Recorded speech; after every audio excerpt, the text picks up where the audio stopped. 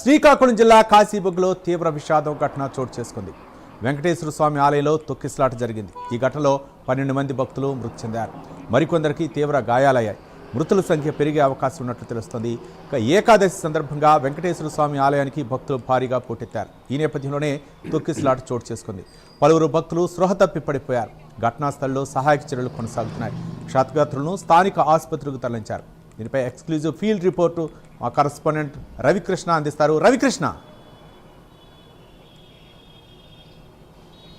రవి, ఏదైతే ఈరోజు కార్తీక మాసంలో ఏకాదశి, ఈ ఏకాదశికి సంబంధించి ప్రధానంగా కూడా ఈ శ్రీకాకుళం జిల్లాకు సంబంధించి కాశీబుగ్గలో వెంకటేశ్వర స్వామి ఆలయాన్ని అయితే నిర్మించారు. ఇది జూలైన స్టార్ట్ అయ్యటం జరిగింది. ప్రధానంగా కూడా ఆలయం స్టార్ట్ అయిన తర్వాత వచ్చినటువంటి తొలి కార్తీక మాసం, అదేవిధంగా కూడా తొలి ఏకాదశి కావడంతో కూడా భక్తులందరూ పెద్ద ఎత్తున కూడా అక్కడికి తరలి వచ్చినటువంటి సందర్భం. మొత్తానికి ఈ ఘటన ఒకేసారి అంటే అక్కడ ఉన్నటువంటి స్పేస్ అయితే మాత్రం 4000 మంది భక్తులు లోపలికి వెళ్ళి స్వామివారిని దర్శించేందుకు అనువుగా ఉన్నప్పటికీ కూడా ఒక్కసారిగా కూడా భక్తులు అయితే పోటెత్తారు.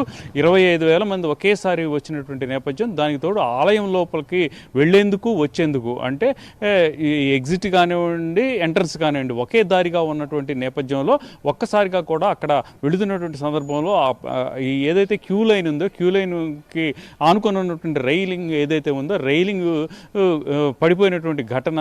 దాంతో ఒక్కసారిగా కూడా భక్తులైతే మాత్రం తొక్కిసలాట జరిగింది. ఈ తొక్కిసలాటలో అనేక మంది గాయపడ్డారు. 12 మంది ఇప్పటి వరకు, అంటే మొట్టమొదట మాత్రం 9 మంది మరణించినట్టు మొత్తం 12 మంది మృతి చెందినట్టు తెలిసింది. వీటిలో 10 మంది మహిళలు కాగా 2 వచ్చేసి చిన్నారులుగా కూడా ఉన్నట్లు తెలుస్తున్నటువంటి పరిస్థితి అయితే ఉంది.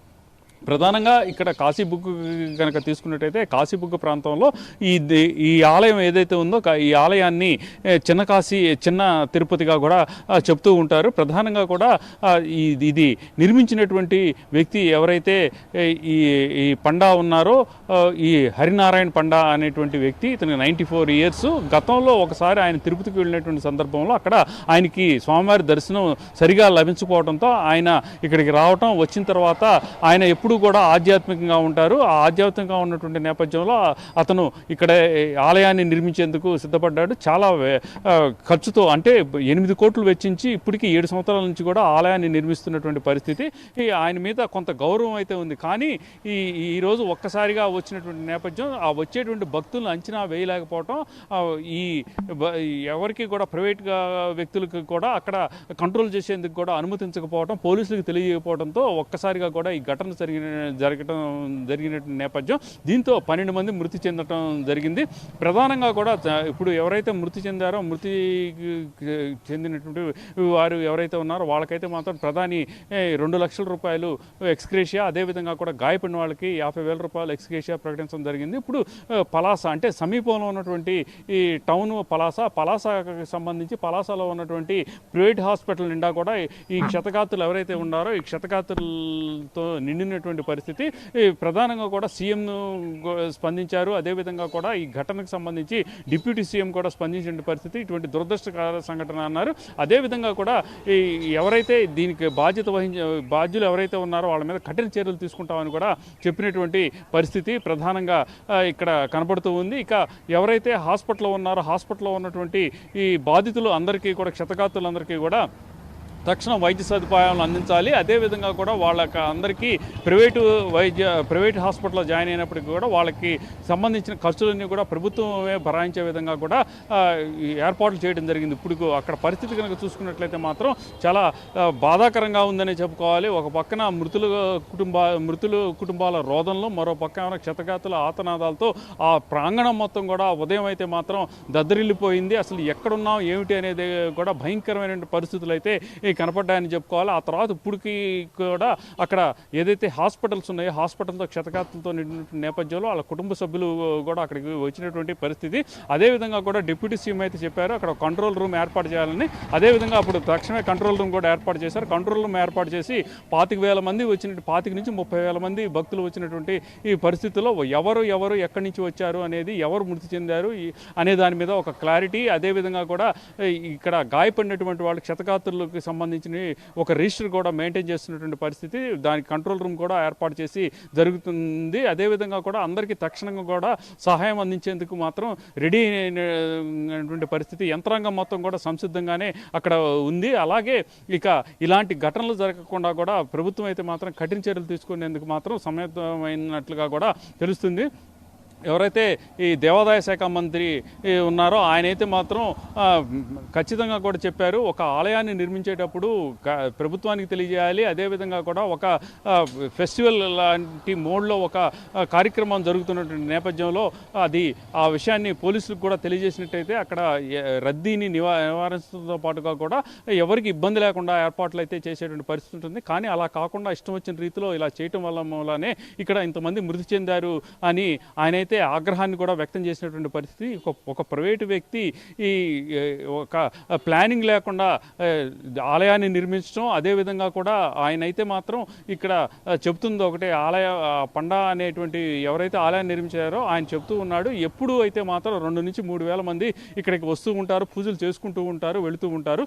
కానీ ఇంతమంది ఒకే రోజు ఒకేసారి ఇంత పెద్ద మొత్తంలో వస్తారని తాను ఊహించలేదని, దీనికి తనకు ఏం చేయాలో అర్థం కావట్లేదని ఆయన చెప్పి ఆయన చెప్తున్నారు. ఆయన 94 years ఉన్నటువంటి ఒక ఛాందస భక్తుడు.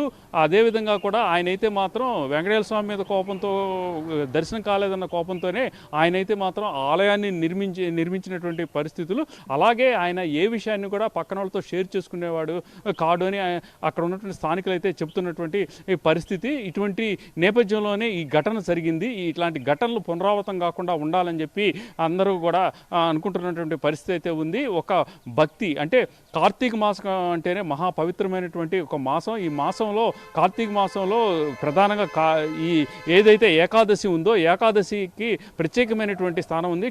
ఇక కార్తీక మాసం అనే ఫెస్టివల్కి సంబంధించినటువంటి ఈ పరిస్థితులే ఉంటాయి. శివారాధనకే ఎక్కువగా కూడా ఈ మాసం ఎక్కువగా కూడా శివారాధకులు కనిపిస్తూ ఉంటారు. కానీ ఏకాదశి అనేటప్పటికీ దానికి తోడు ఆ ఆలయాన్ని నిర్మించడం, ఆ ఆలయానికి సంబంధించి ఈ ప్రధానంగా కూడా ఆ ఆలయాన్ని నిర్మించిన తర్వాత తొలి ఏకాదశి, ఈ కార్తీక మాసంలో ఏకాదశి రావడంతో పెద్ద ఎత్తున కూడా భక్తులైతే పోటెత్తినటువంటి ఈ పరిస్థితుల్లో ఇటువంటి దుర్ఘటన జరగడం మాత్రం చాలా శోచనీయంగా కూడా కనపడుతూ ఉంది. ఇప్పుడు ఎవరైతే క్షతగాతులు ఉన్నారో వాళ్ళందరికీ కూడా ఆ హాస్పిటల్స్ అన్నింటిలో కూడా సహాయాలను అందిస్తున్న పరిస్థితి అయితే కనపడుతుంది. ప్రజెంట్ అయితే అక్కడికి మాత్రం పెద్ద ఎత్తున